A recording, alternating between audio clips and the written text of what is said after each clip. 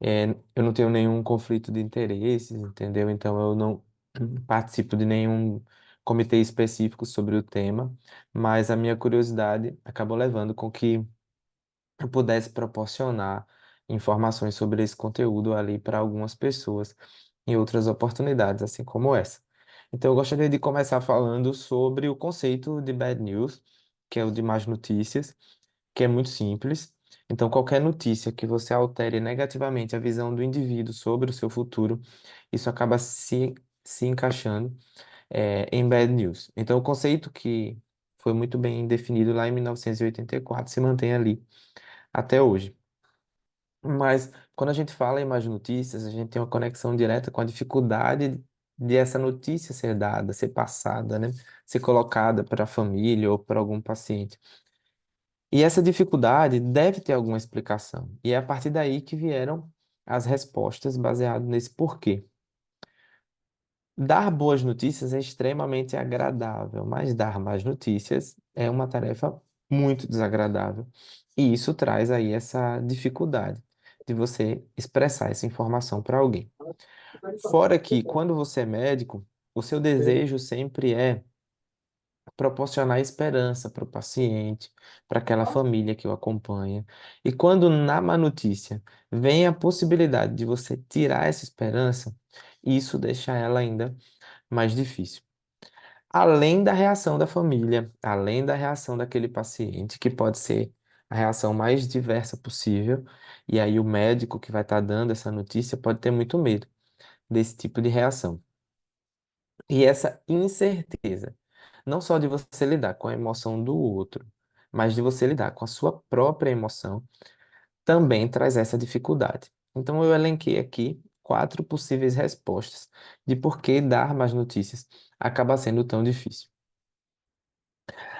A tarefa é complexa, deve ser bastante estressante e ela pode ter uma variabilidade de intensidade, porque você pode dizer que vai adiar uma cirurgia e isso com certeza é complicado para o paciente, mas poderia ser uma coisa muito pior, como a morte ali do paciente no intraoperatório.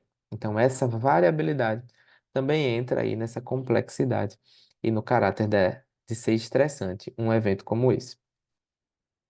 Mas será que é histórico essa dificuldade de dar más notícias? E se é histórico, tem alguma explicação, de fato, na literatura? Se você for lá para 1847, quando o primeiro Código de Ética foi escrito, dizia-se muito claro que a vida de um paciente doente podia ser encurtada não só pelos atos, mas também pelas palavras de um médico. Isso associado, pessoal, a o que a gente sempre trabalhou dentro da área da saúde, da nossa formação, de dar esperança para o paciente, a gente começa a entender que ir para o lado ruim, que é dar uma notícia negativa, ir para o lado ruim, que é tirar a esperança do paciente, provavelmente não é trabalhado ali pelos nossos professores, não é trabalhado nas nossas universidades, porque isso realmente não está nem no nosso código de ética médica ali, quando tudo começou. E aí eu elenquei ali 4 tópicos que valem a pena ser bem esclarecidos e delineados. Primeiro, que uma vez que a notícia ruim, ela tem um impacto negativo ali em quem está dando a notícia, assim como em quem não está dando.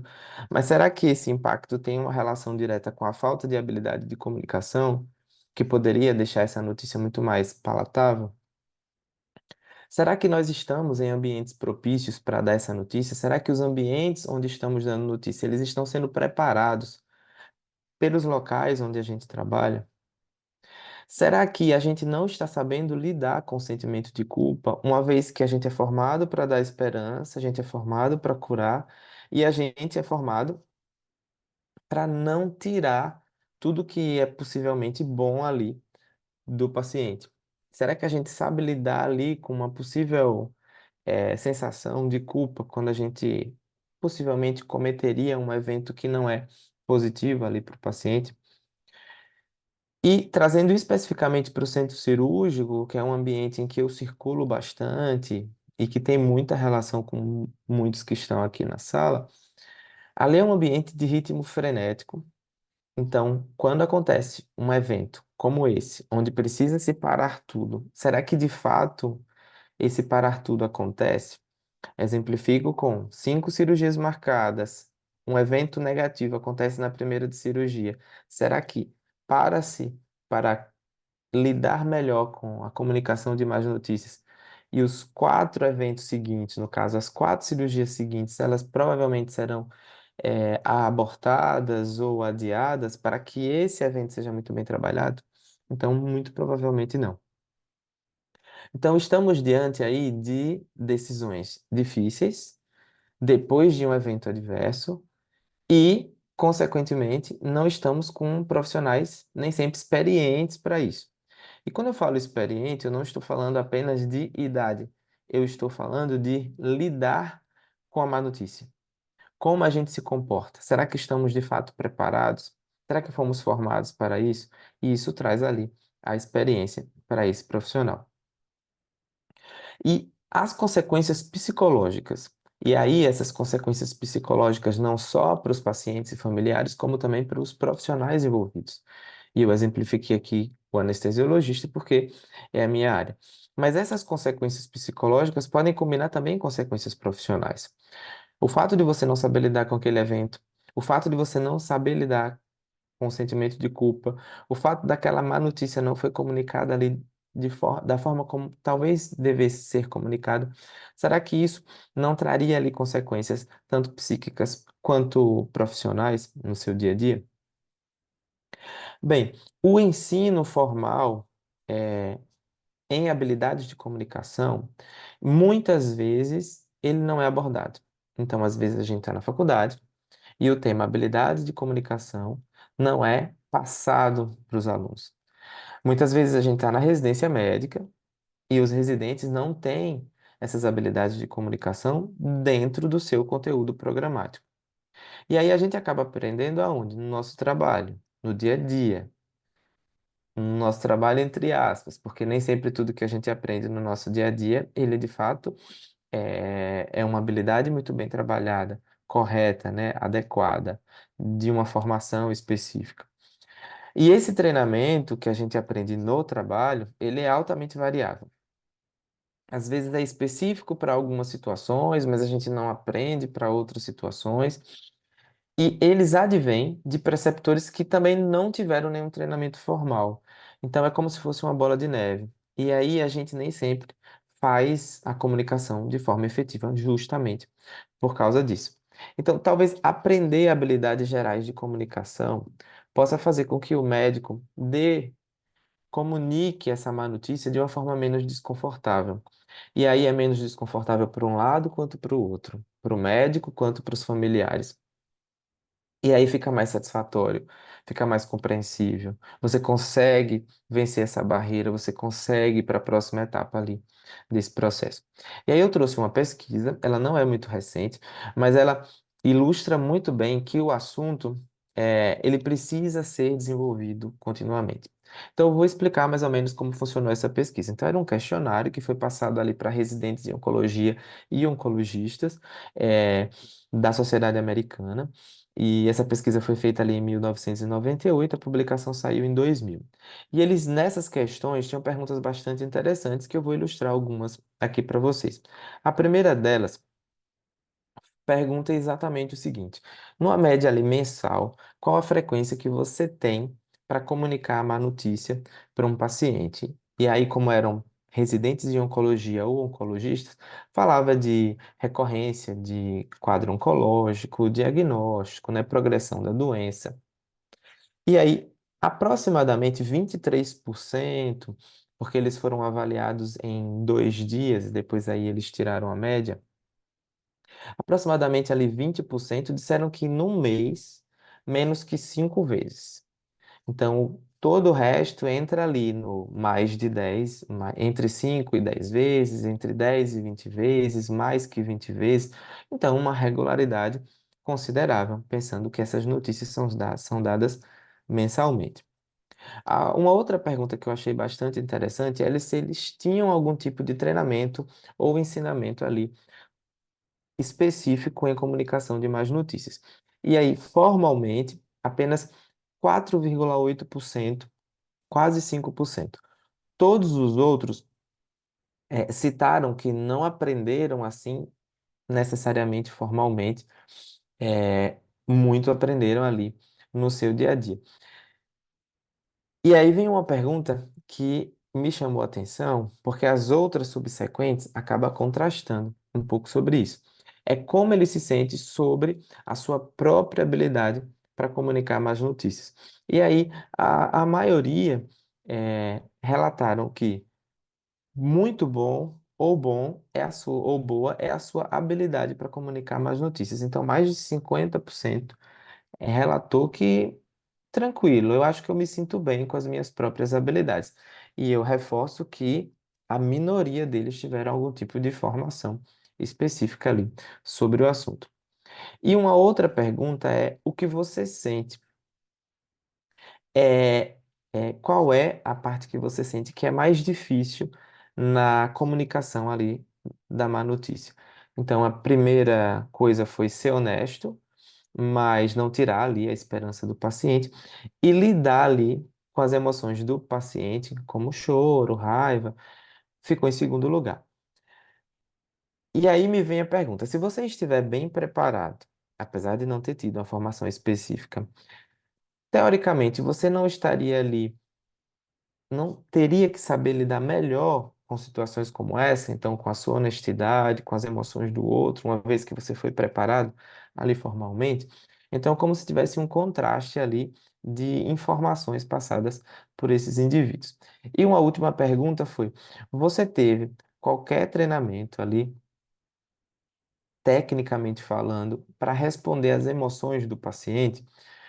E aí, formalmente, apenas 9% no primeiro dia, 6% no segundo, uma média ali de quase 8%.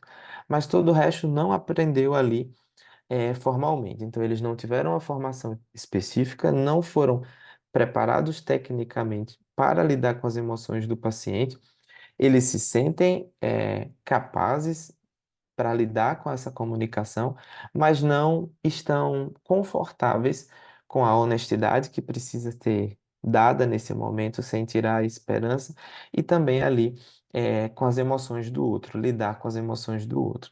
Isso porque nós estamos falando de oncologistas e residentes em oncologia, que lidam com notícias ruins muito mais frequentemente do que a maioria que está nessa sala. Então, se eles não estão sendo preparados para isso, será que nós estamos sendo preparados para isso? E aí eu trago um caso emblemático em anestesia, que aí eu faço questão de contar de forma breve a história para vocês. Então, eu gosto que vocês coloquem a imaginação ali para funcionar a partir do momento que eu vou contando a história. Só para vocês entenderem, nós estamos falando de uma moça de 37 anos, a Elaine Bromley, e ela seria submetida a um procedimento otorrinolaringológico ambulatorial. eh, Foi para o hospital naquele mesmo dia, em jejum, sem comorbidades. Era uma paciente que tinha tudo para ser submetida ali a um procedimento de forma tranquila e ao final do dia ela poder ir para casa. O que aconteceu com a Elaine Bromley foi uma sucessão de eventos que culminaram em um desfecho negativo para ela. Ela nem chegou a ser operada e durante a indução anestésica, essa paciente ela não foi manejada na sua via aérea de forma adequada.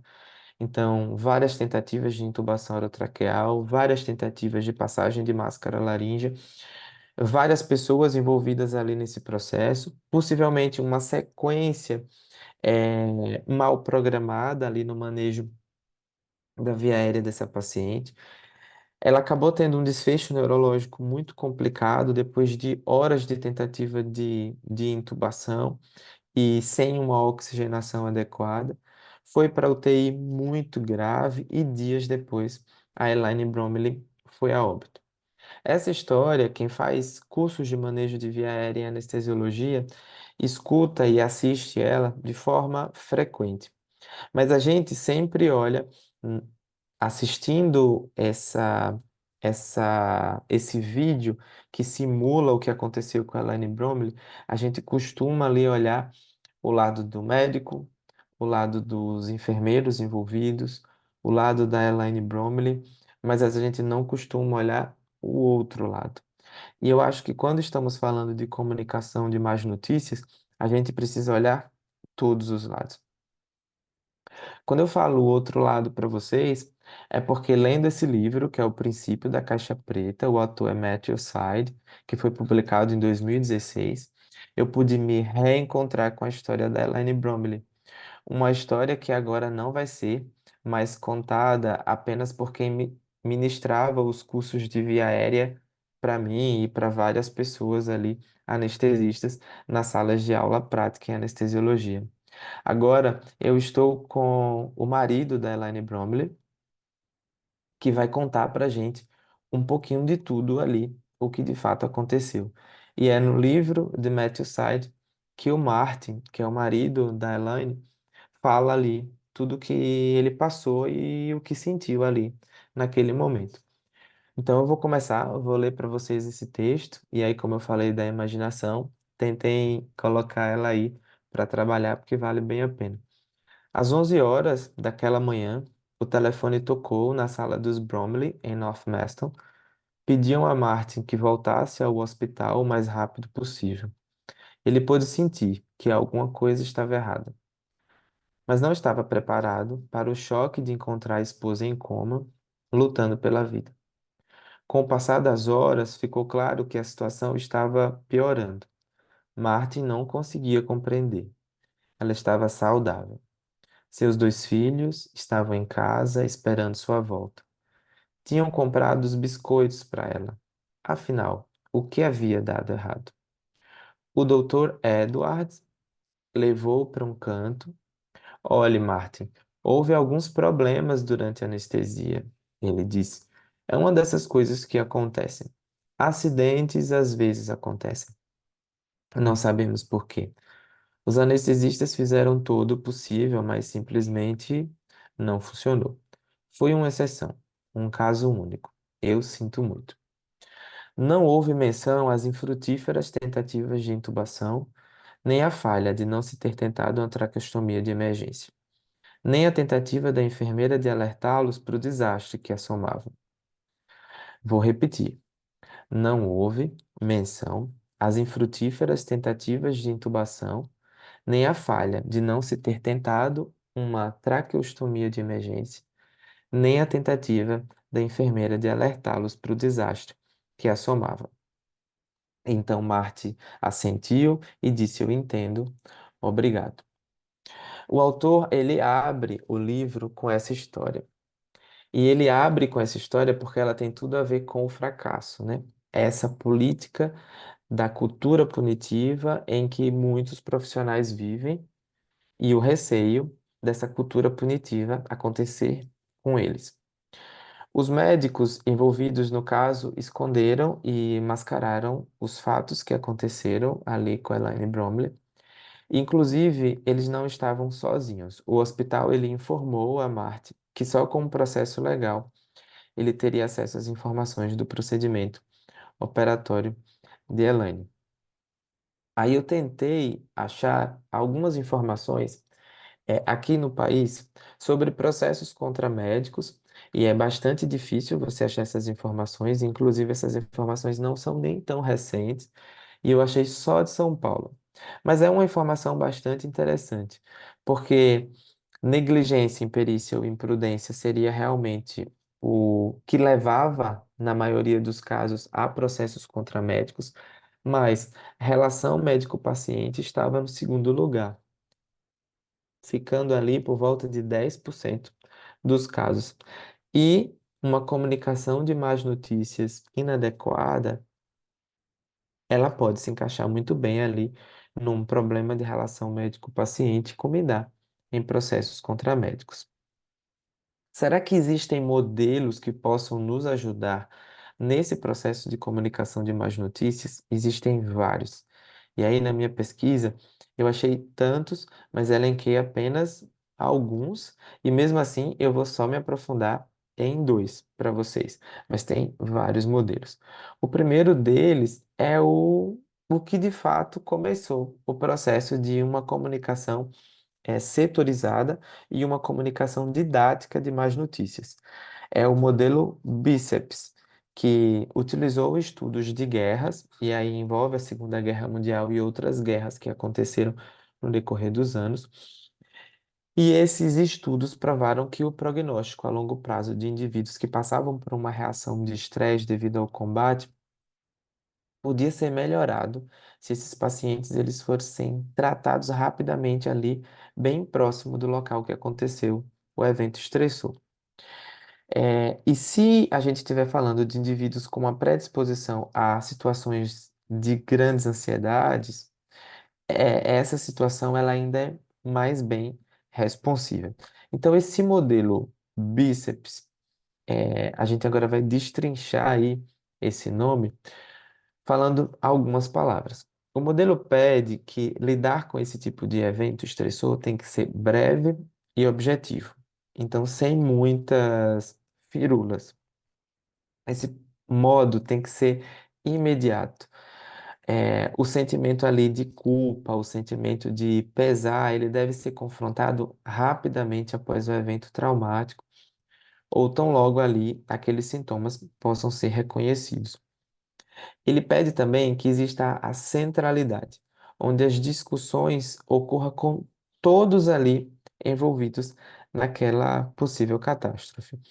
E sempre tendo a expectativa, onde o indivíduo afetado vai retornar ao trabalho. Então, ele espera voltar ao trabalho e esse retorno ao trabalho tem que ser o mais breve e buscando sempre a produtividade normal e não a exclusão desse indivíduo. O próximo tópico é a proximidade. Então, aquelas possíveis discussões e intervenções que aconteçam a esse profissional, elas devem ocorrer perto do local de trabalho, para que ele possa manter os seus laços de amizade que foram construídos antes mesmo deste evento. E simplicidade, onde você vai discutir apenas o problema atual e aí você evita aqueles regimes de recuperações mais complicados.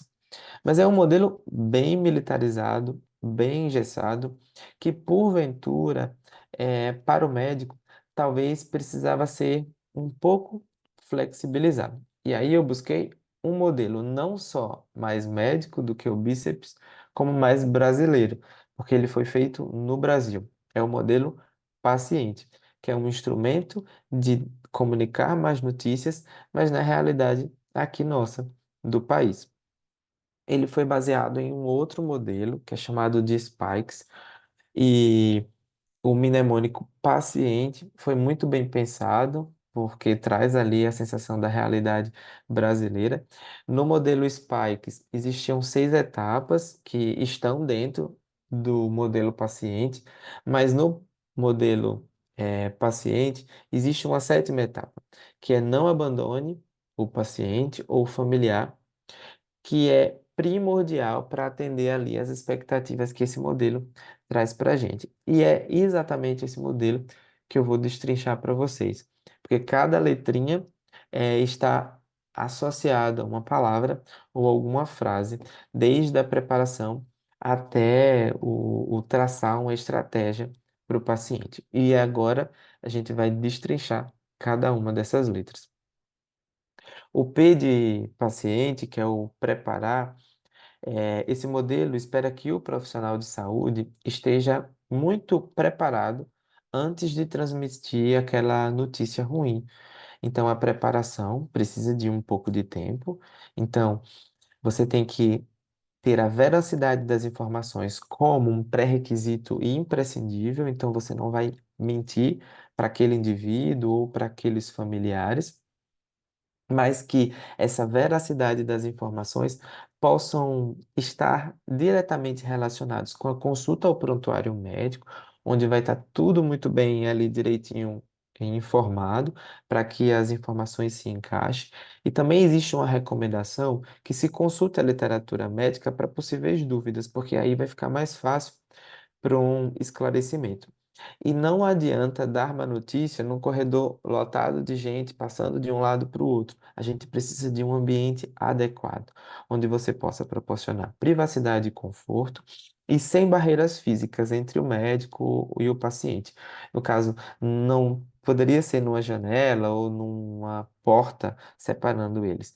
Teria que ser, sem barreiras físicas. E estando num ambiente mais privativo, mais adequado, o profissional consegue garantir que não exista, uma interrupção ali no processo de comunicação. Porque essa comunicação, quando ela é interrompida, até o próprio comunicador, ele vai perdendo, o alinhamento ali das informações. E se puder sentar, ficar na altura do paciente ou do familiar, é perfeito. A letra A fala sobre o avaliar. Você vai avaliar ali o quanto aquele paciente ou até aquele familiar sabe e o quanto ele quer saber. Então, o nível de conhecimento daqueles indivíduos sobre o diagnóstico vai limitar ali os termos que você vai utilizar para aquela família e não é impeditivo você questionar aos indivíduos durante a conversa qual o nível de informações que ele gostaria de receber naquele momento. Se ele prefere receber informações mais detalhadas em um outro momento, você vai sentir isso. É o feeling te, que vai te passar a devida quantidade de informações que precisam chegar àquele outro indivíduo. Também convide sempre o paciente, para a verdade. Não, não, não ache estranho, você sentir a necessidade de falar, sinto muito, mas acredito que não tenho boas notícias, porque quando você traz essa frase, você já prepara ele para uma outra frase que vai surgir em seguida. E aí você dá a oportunidade dele mudar de ideia se ele quer aquela informação naquele momento ou não.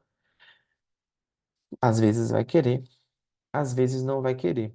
Às vezes o paciente vai ficar quieto e nesse ficar quieto, ele já lhe passa a informação que ele precisa de tempo para trabalhar melhor como ele vai receber aquela informação. Mas também não fique com eufemismos. Você precisa informar. Então, se precisa usar a palavra câncer, você vai usar a palavra câncer. Se você precisa usar a palavra via aérea difícil, você vai usar via aérea difícil. Mas você precisa explicar o significado de cada termo ali que você utiliza. E uma vez que no item anterior você já convidou o paciente ali para a verdade, agora você já vai saber exatamente o que de fato ele gostaria de ouvir de você naquele momento. Seja informações mais curtas, seja informações mais longas, seja mais direto ali sobre diagnóstico, sobre resultados, sobre prognósticos. E o paciente, ele trabalha também com emoções. Você passou uma informação para aquela família e para aquele paciente. Uma informação é passada, uma reação é gerada. E aí você precisa compreender, na verdade, a família precisa compreender, uma vez que toda aquela informação que você passou pode ter surgido como um banho de água fria. Então, proporcione conforto ali para aquela família. Respeite o sentimento que ela está sentindo, ou respeite o que o familiar está sentindo, e às vezes, se precisar de lenços, você vai ofertar. Tocar nesse familiar ou nesse paciente pode passar uma sensação de conforto, de cuidado. E qualquer dúvida que porventura eles tenham, você tire, porque assim você vai acolhê-lo melhor e vai protegê-lo melhor naquele momento de fragilidade. E não pode abandonar esse paciente, não pode abandonar esse familiar, porque sempre deve certificar ali que eles precisam de um acompanhamento médico. Pode não ser uma fatalidade, pode não ser uma morte, mas às vezes o paciente vai precisar ali de um acompanhamento médico mais próximo, mais regular. E você fazendo esse link, você fazendo esse contato, isso vai trazer você ali mais próximo daquela família. Assumindo o compromisso de você não abandonar aquela família, de você não abandonar aquele paciente, isso traz pontos positivos para todos os envolvidos nesse processo, inclusive para você. E ele finaliza com a estratégia, isto é, trace uma estratégia, porque você vai precisar planejar os cuidados que vão ser oferecidos para esses indivíduos. Muitas vezes, um atendimento interdisciplinar vai ser preciso, e aí você tem que ir ali buscar, ligar, fazer algum contato, solicitar algum acompanhamento de algum outro médico para auxiliar ali no controle de sintomas. E isso tudo faz parte do processo de estratégia, onde você vai utilizar tudo que você elencou até agora para poder dar um suporte muito mais objetivo e concreto para aquela família. Mas eu não acabei o caso de Elaine Bromley e não acabei aí o relato do Martin.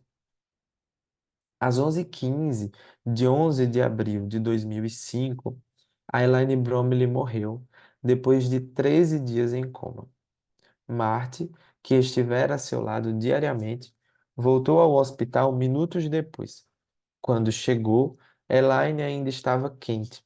Ele segurou sua mão, disse-lhe que a amava e que cuidaria das crianças o melhor que pudesse. Então ele deu um beijo de boa noite.